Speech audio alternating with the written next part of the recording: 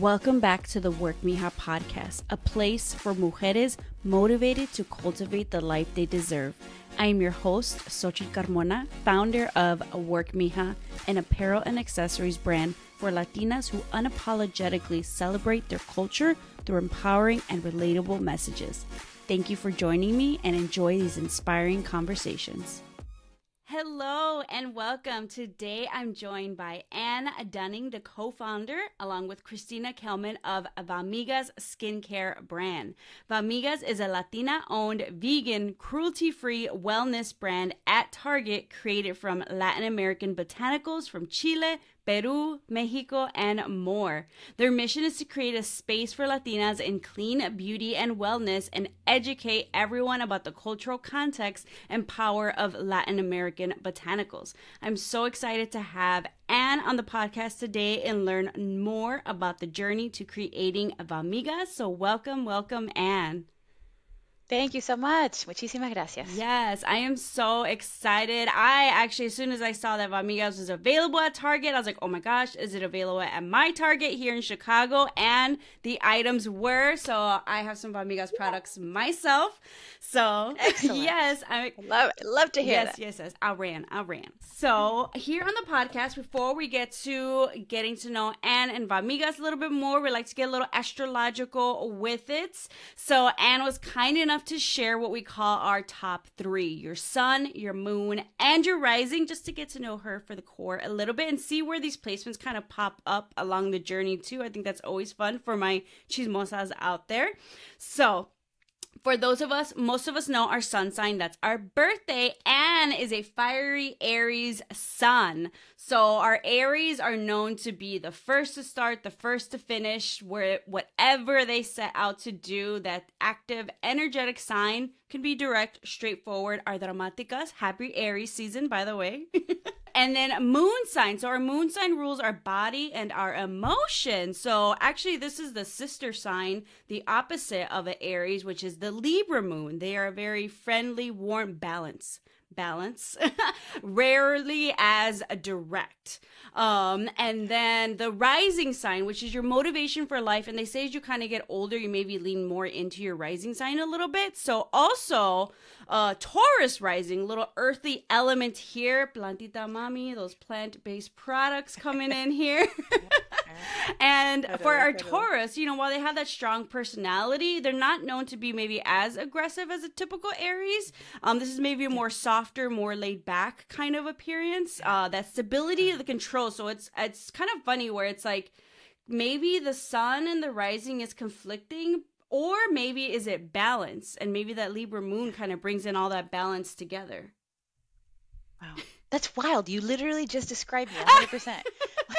like no joke, because I've always only focused on the Aries part, right? So I was always like, yeah, I'm pretty Aries, but there's certain parts of me that are not super Aries, and that sort of Taurus element makes so much sense. Like, I'm not as aggressive as my fellow Aries, who, by the way, happen to be very entrepreneurial. Have you noticed that many of your guests are Aries? Yes. I mean, the Aries, my Aries are fire signs. The Aries and Leos are going to very much on that leadership, That's super, super interesting. Yeah, but you got it down 100%. Oh my gosh. I love it. I'd love to hear and see where those kind of elements peek through, especially a lot of our founders too, with how their mission statement is crafted in the brand. I think that's just always fun. But now that we got to know you a little bit more astrologically, can you tell us more about yourself? What were you doing before Vamigas?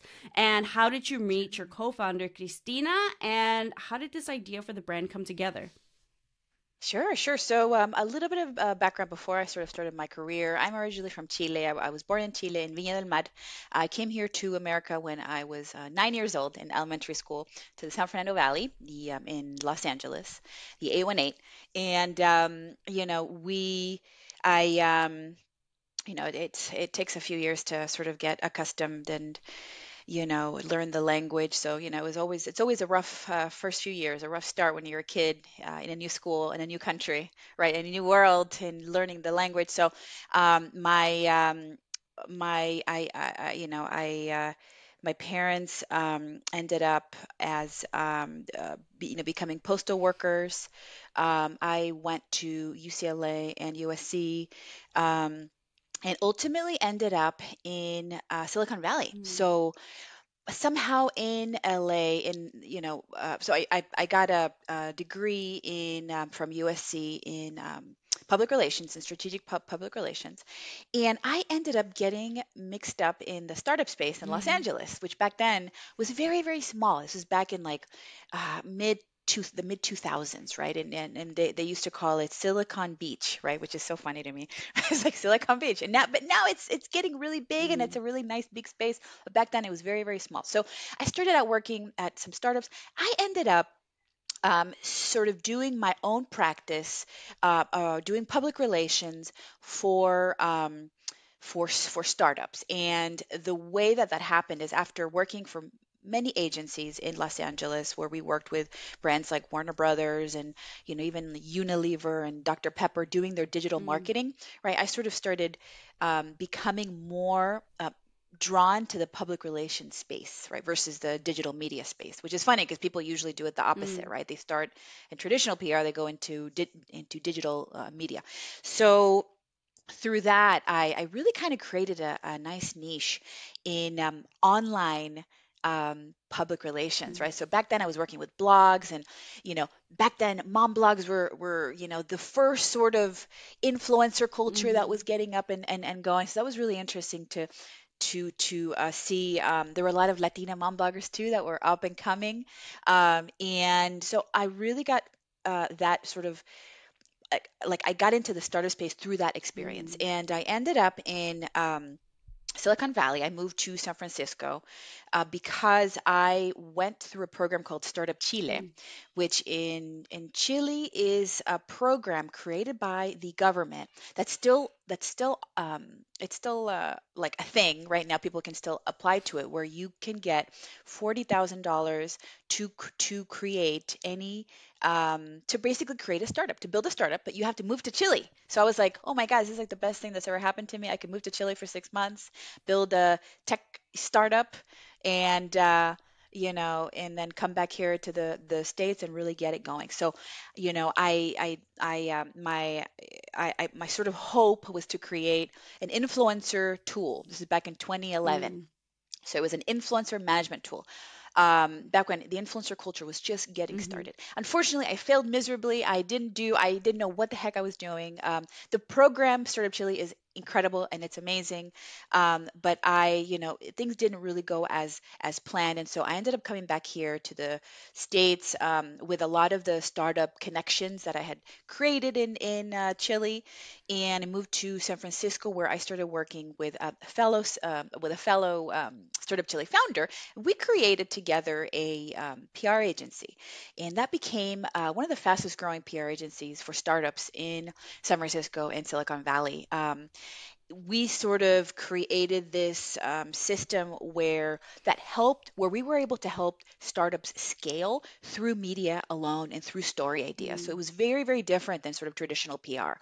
It was, the stuff that is hot now is story ideas and creation of stories instead of press releases, right?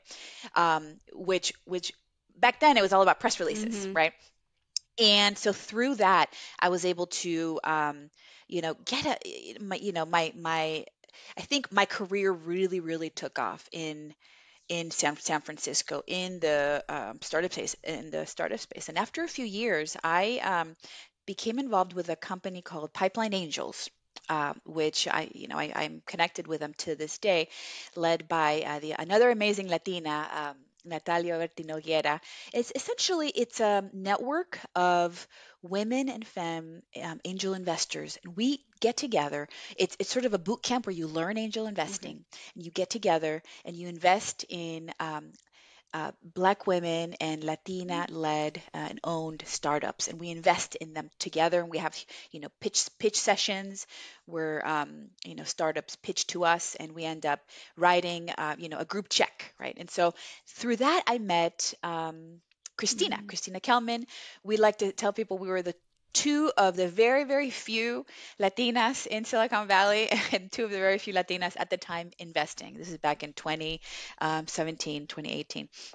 And so the beginning of Vamigas was when I met her. I was going through IVF. I was having fertility struggles. I went through IVF, and I sort of fell down this rabbit hole of green beauty and what clean beauty means. And um, this was created, this sort of spiral was created because my doctor at the time, at a couple of actually, a few of the clinics where I went, you would hear things like, don't use deodorant Mm. during transfer, don't use anything with fragrance during transfer, right? And I started looking into why that was, and well, the doctor would sort of say that it's because of the fact that it gets in the way of transfer because it has some hormone disruptors that get in the Mm. way of that process. So that was mind blowing. I was like, oh my gosh, like, but people are still using these, ingredients, and like I don't want to use these ingredients in my skincare, even if I'm not doing Mm. IVF, right? So I did some research. At the same time that sort of Christina was getting into it, and we found out that Latinas are essentially we have the highest levels of these hormone disruptors, disrupting chemicals in our bodies, even when tested during pregnancy. So pregnant Latina women were found through these studies to have more of these hormone disrupting chemicals than the general population. And researchers think this is because we buy more beauty Mm. products. So the number is Latinas buy 30% more beauty products in the general population. And so these studies at places like Berkeley and UCSF were finding that we also had more hormone disrupting chemicals. And so um, that correlation led to me, these sort of conversations that Christina and I would have, which was like, why aren't there any Latina-owned clean skincare brands that specifically cater to Latinas at top retailers, right? So there's clean beauty, right? There's Honest, there's Goop, right? There's such a like beautiful sort of clean beauty niche, but we never really kind of felt represented in the clean beauty Mhm. space, and there weren't any even indie beauty brands at the time that were Yeah. clean beauty and that were specifically targeting Latinas. And so we got to work on completely naturally derived ingredients from our homelands. We found out that things like Chilean rosehip, which is harvested wild from the Andes, it's even considered an alt retinol because it's a sort of a less harsh version of retinol, right? And what's incredible is that all these ingredients we were finding that, well, we knew, but we were also finding that they were famous for healing the skin Mhm. in Latin America, and that's how Amigas was born. Wow. Wow. And then, I mean, it's kind of a nice combo you guys have. You have kind of like that PR marketing background. And then Christina has maybe the experience in like the beauty space. Is that correct? Yes, exactly. So her background is in finance. So she was one of the, very few Latinas in finance at the time in Silicon Valley too. And then many years ago, she actually got into the beauty space. She has her own beauty makeup line, and she had it for many, many years. So she already had that experience. She had pivoted to the beauty space, and I came in through to cover her around marketing Mhm. and public relations. So absolutely, it was a very, very good, it was a very unique and very sort of excellent combination in terms of being co-founders. Oh my gosh, I love that. And then, as you say, she's like in the financial space too. You guys have been Yeah, to Silicon Valley, but also, yeah, so I very much have been very interested in the beauty, especially when you have YouTube 2014, 2016, like all of that. So it's like I watch, all these brands and, how they kind of launch products they launch. And so for me, I feel like launching in the beauty space, can get pretty expensive. You got not only chemists, the products, the packaging, MOQs, PR mailers when you get into the influencer world too to really get your name out. So for you guys, how did you decide to fund this? Was this your own personal savings, investments, yeah, bank loans? yeah. So we were lucky. We were blessed, and we had this privilege that we were able to create careers in San Francisco, in Silicon Valley, at a time when things were really sort of, happening, and I was able to build a really excellent client base. And, so I created this excellent career that allowed me to be able to invest in startups, right? I mean, after many Mm-hmm. years. And so did Christina, except in the finance space. So um, we pooled, the money that normally we would have been investing that specific year in angel as angel investors. That money went to creating this brand. Mm. So it's 100% self-funded. Although we did take our first check from Whole Foods. Ooh. So we're going to be launching at Whole Foods in May. You're the first I'm sharing this with. So Whole Foods invested in us very recently. Oh my gosh, that's awesome. And then that was definitely gonna be, one of my questions. So chismosa that I am. So I'm trying to follow along the timeline. I love to follow businesses, especially like on the social media, just to see the evolution of the brand and everything, and just in general, like see timelines. So you guys started in like 2021, correct? And so Exactly. it's 2023, and like you said, Whole Foods. So I'm seeing on the Instagram, available Whole Foods. I see JC Penney, Anthropology, Nordstrom, and now Target. So 2021, 2020, it's been 2 years. Y'all coming in hot, so it's so many Wild. questions. So as I'm going through like the timeline, it's looking like March 2021 maybe is when like Yeah. those launches, those peaks. Yeah. And by Yeah. September 2021, I see like Nordstrom kind of stores Yeah. announcement. Yeah. April Yeah. 2022, you announced you're part of the Target takeoff program. August 2022, I see kind of like that Whole Foods cohort being announced on there. And now you're officially in Target. So many questions. But Yeah. and a lot of these programs, were all the companies you guys kind of pitched to that you're in to carry Vamigas part of some sort of accelerator program, like Target Takeoff, Whole Foods, like any others? Because I'm just wondering, like, if those type of initiatives kind of helped with the support of welcoming your brand.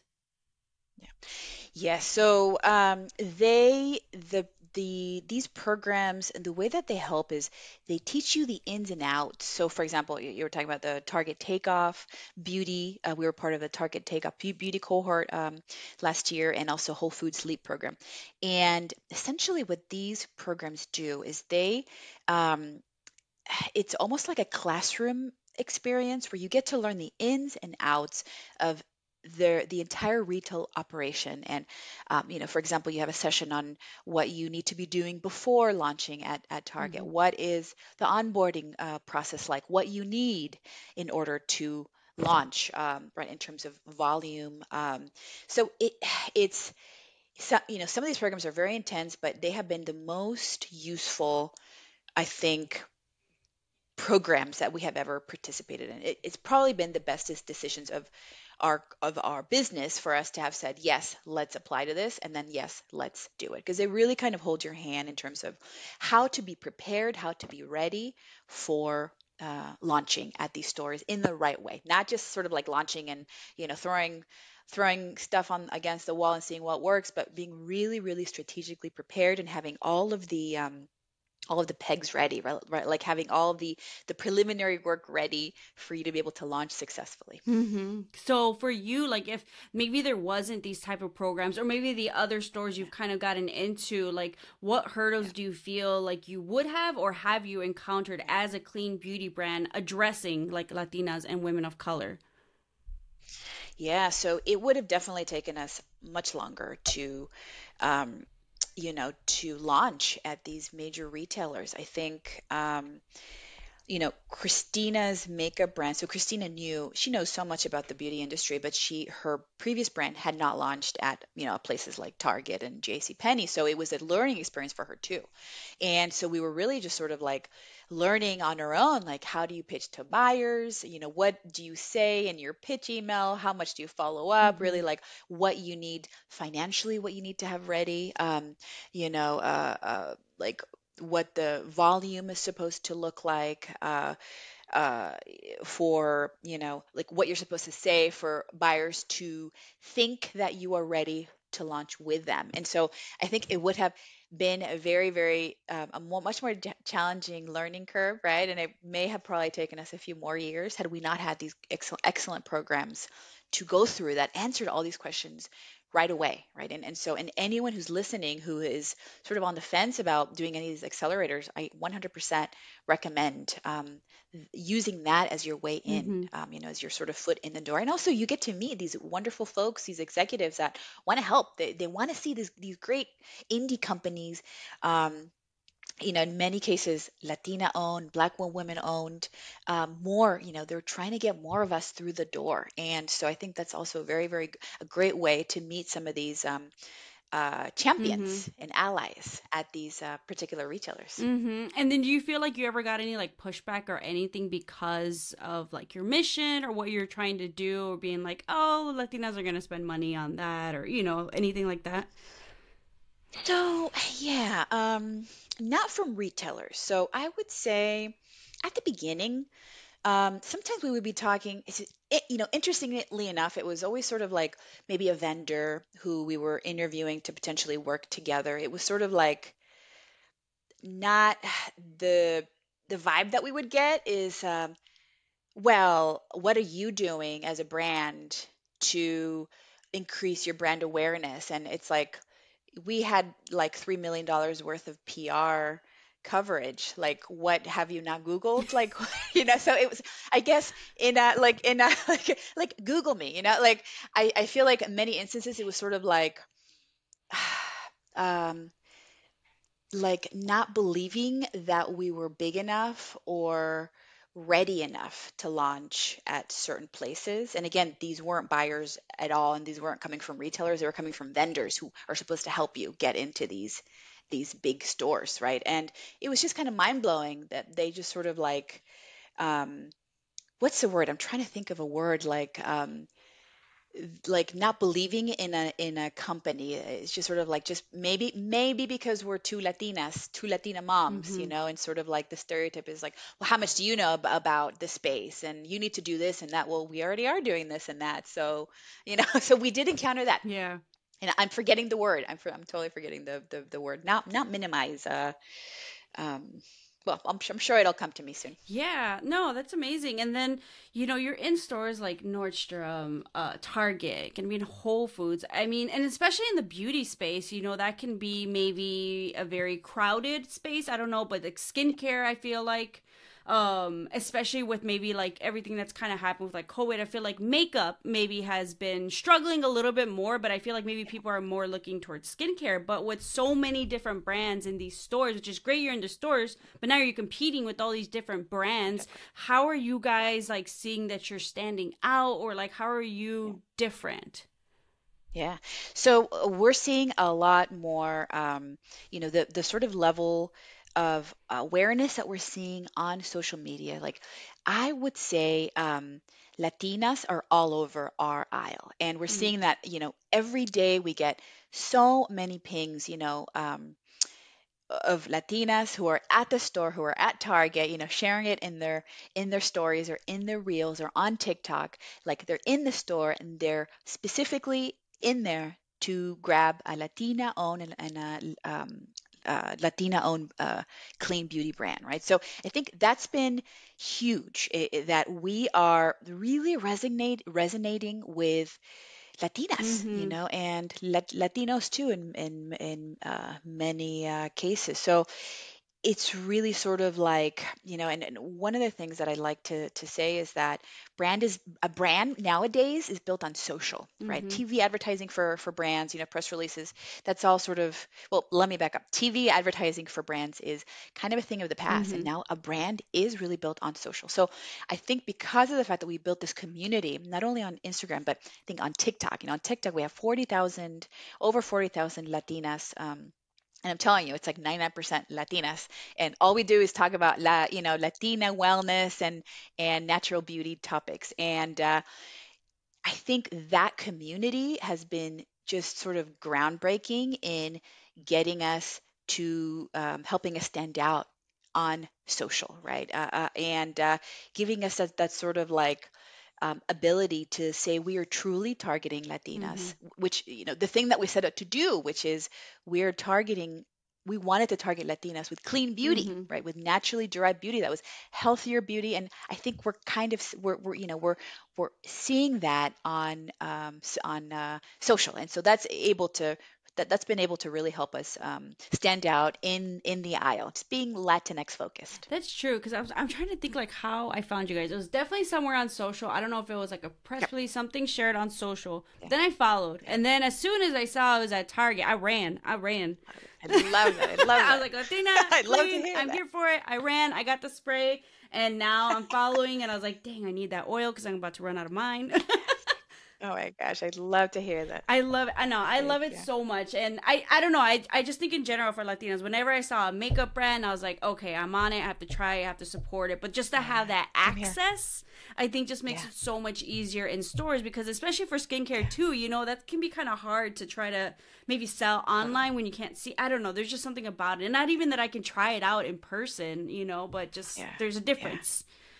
Yeah. 100%. I There's a agree. difference there. And so I guess for you guys, so it was great that you were able to be self-funded, and especially when you're kind of starting off, like you can just kind of see there's definitely an upfront investment when it comes to the actual product. The photography looks really great, the packaging design, everything else it takes to launch a brand. But like say maybe, especially for a lot of businesses, like capital may be that hurdle. If you maybe had a fourth of a budget, like what do you think your focus, what would have been a priority for you to invest in for your brand? Yeah. You know, so the lucky thing for us is that because I'm in the PR space, I can pitch to media on my own, right? And I've got all the contacts and I have all the I can create all the stories and I can sort of turn on that PR bucket, right? I think for a lot of brands, that is the missing link is PR because public relations is really, really expensive. And it shouldn't be expensive. And so it should be sort of more democratized, right? And I think maybe that's just my personal bias, my personal PR bias, but I think we were able to break out, especially early on, because of PR. So I think if you are if you have an indie brand that's watching or listening, um, doing your own PR or hiring a freelancer is key. Mm-hmm. I think coming right out the door because once if you launch on social, it's hard to get noticed if you're only launching on social and if you're only turning on ads. Um, so yeah, I would say PR and honestly, doing your own PR is doable. Hmm. Uh, I think there's several tools out there where that can sort of help these folks do their own, write their own stories and pitch media. Um, but also ads. So I guess in a nutshell, public relations and ads is absolutely key. Hmm. Nice, great tips. Hopefully people are writing it down.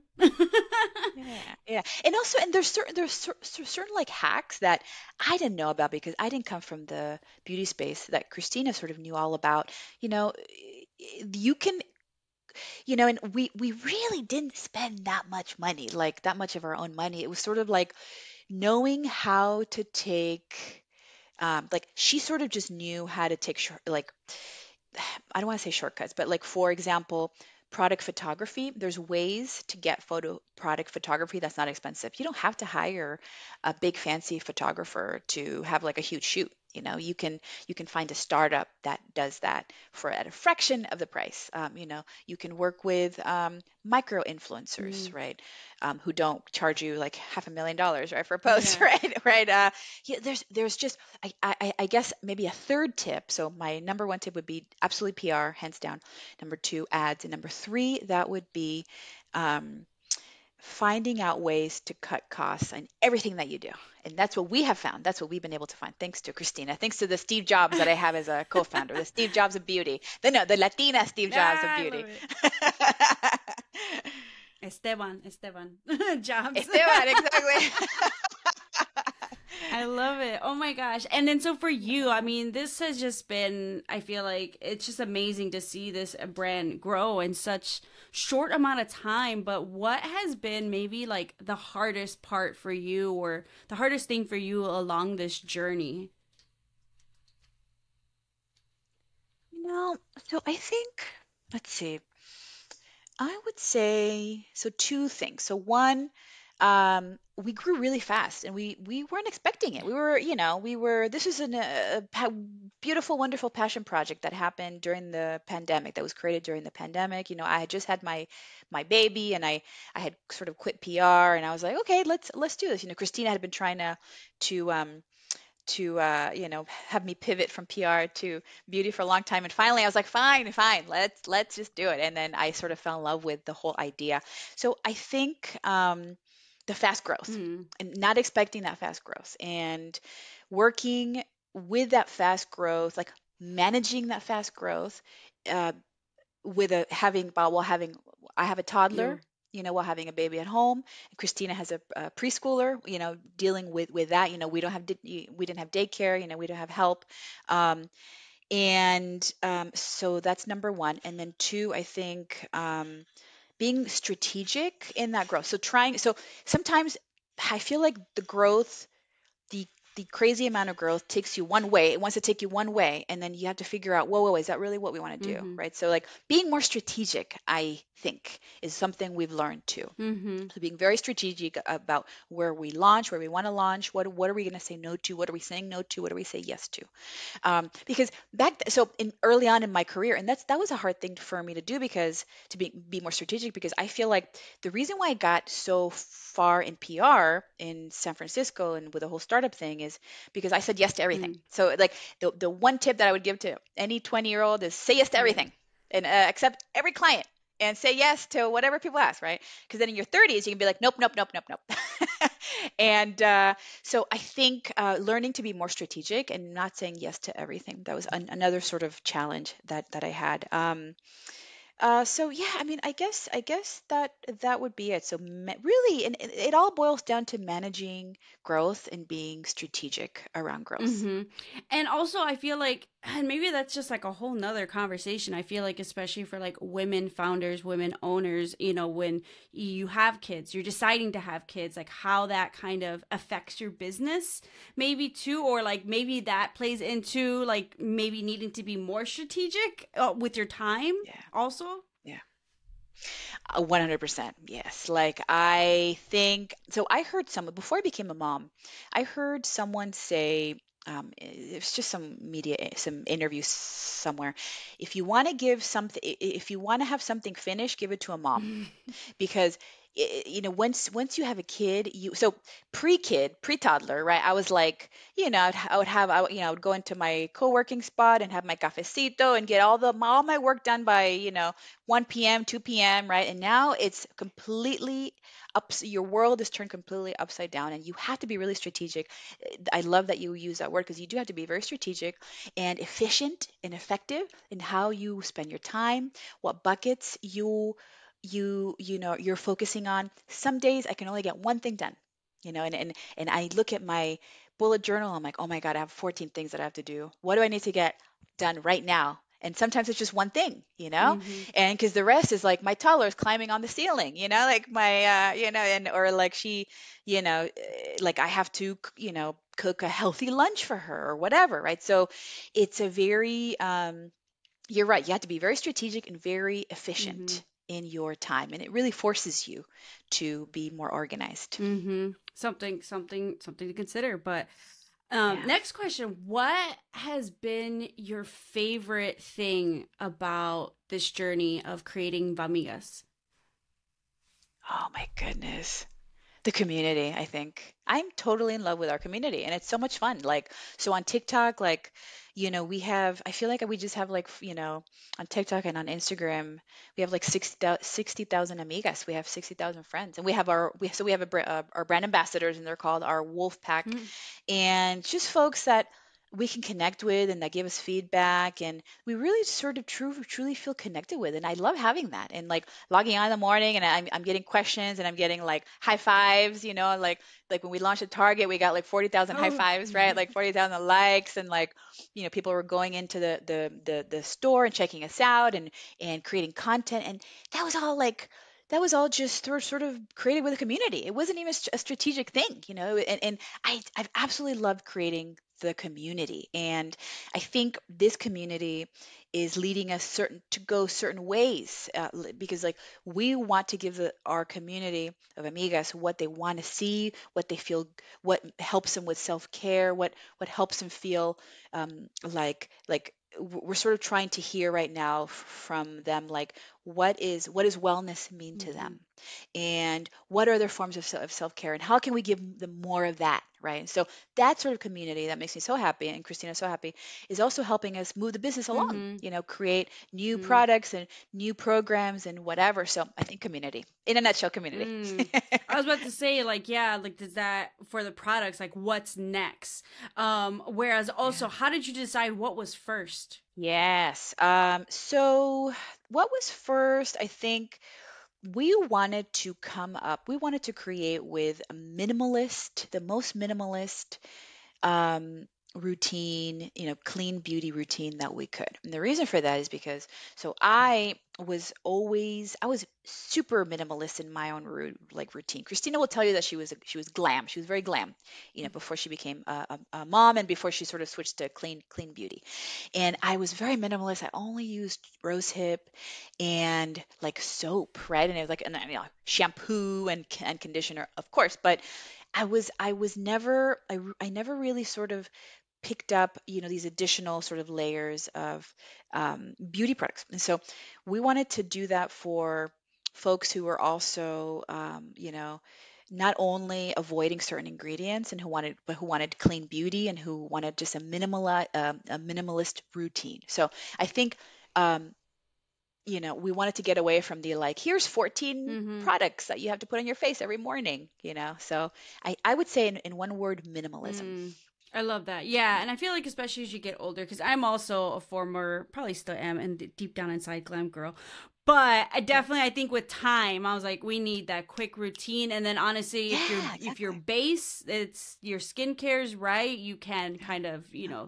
do that. So I Yeah. love that it's also minimalist because you don't need all those products.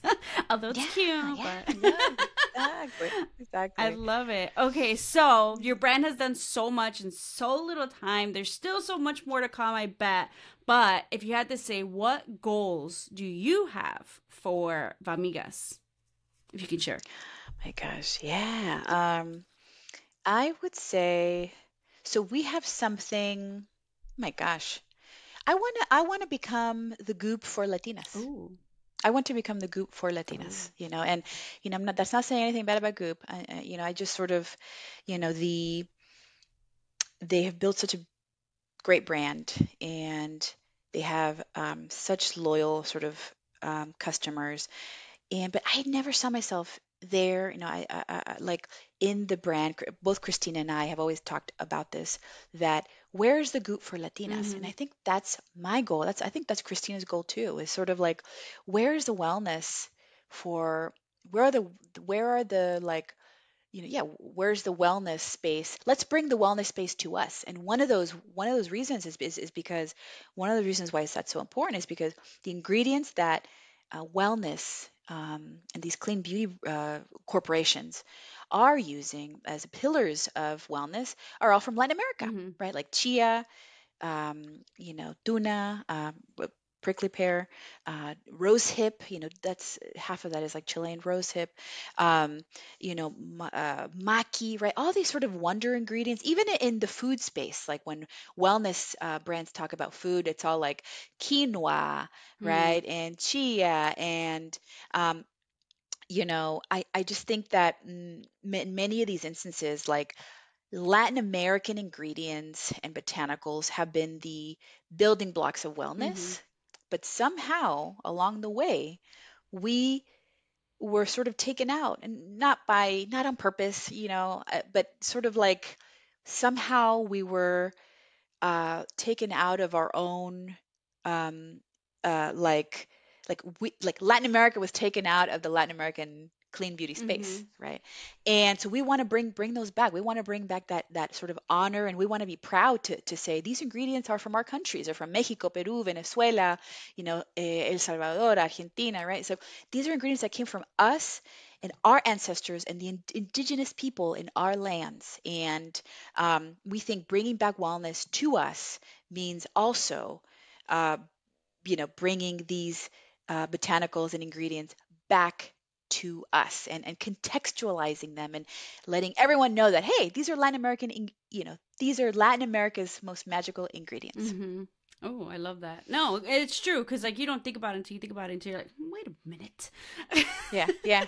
Even things like I was talking to my mom the other day is there was a whole thing around Pedro Pascal talking, and Pedro Pascal is Chileno, Oh yeah.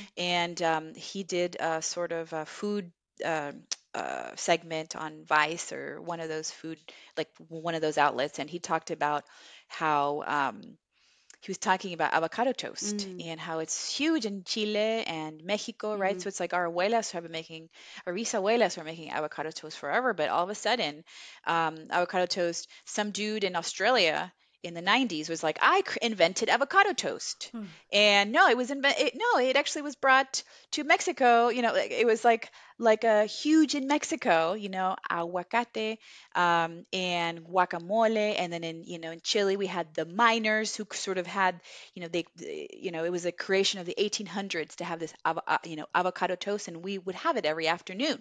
And then all of a sudden, in the 90s, this like I said, this Australian guy started trying to sort of market himself as the inventor of the avocado toast. And then in LA, all of a sudden, all these brands in LA were like, come have our $27 Yeah. avocado toast. We invented it, LA. And so all these articles, if you research what is the basis of, like, where does avocado toast Uh-huh. come from, people think it's LA, but it's not. It was Mexico Wow. and Chile, Yeah. So even in just little sort of bits and pieces like that. Oh my gosh, yeah, no, don't even get me started, especially if we go down the road in TikTok with like the Haley Bieber's brownie glaze Yes. liner. Ah, Yes. que la Yes. chingada. Yes. Oh my Oh my god, goodness. the Agua fresca, agua spa fresca. water cowboy caviar. Yes.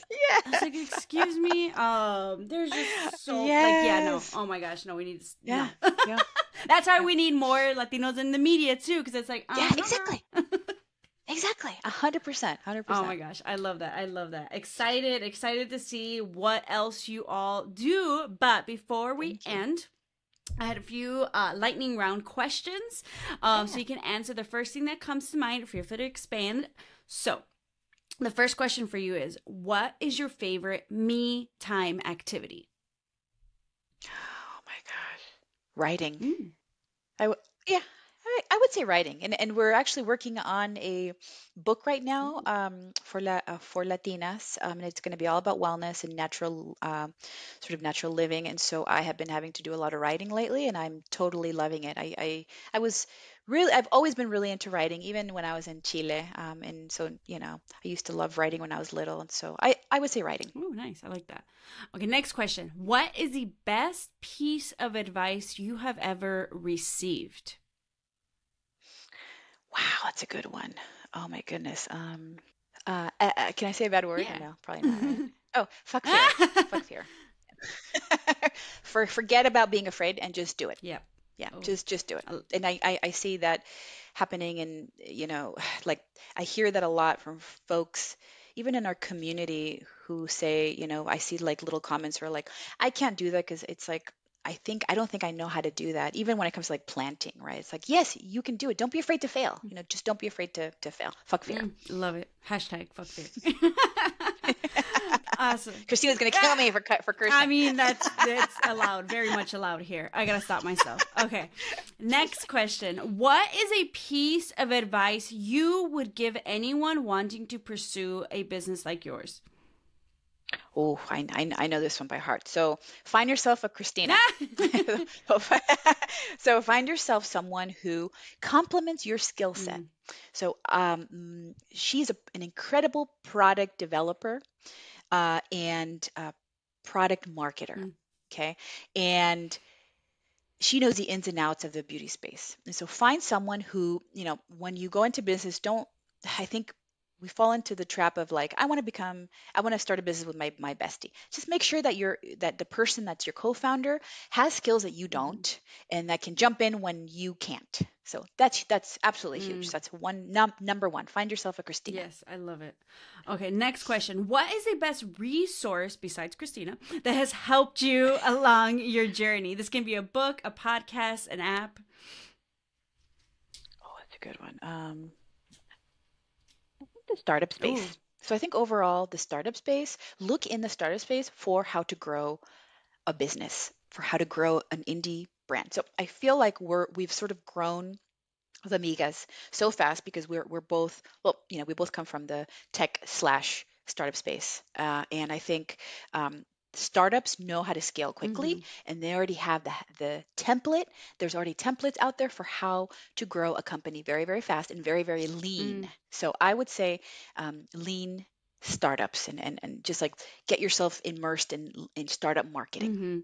Okay, nice. Love that. All the tips here today.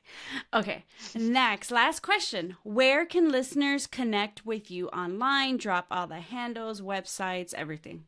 Yeah. So our website is www.vamigas.com. And then by the time this airs, we may have a brand new website, which is going to have a lot more editorial content. So you're going to be looking at a lot of excellent blog content. On TikTok, we're at Vamigas on TikTok, and that's our primary HQ. That's where the majority of our community lives, and we do a lot of natural. We're not just talking about products. We're doing natural living for Latinas. We're doing plantitas, right? Like we're doing chicken coop talk, right? So it's kind of like green, plant talk, garden talk, Latina talk, all in one, and chicken talk.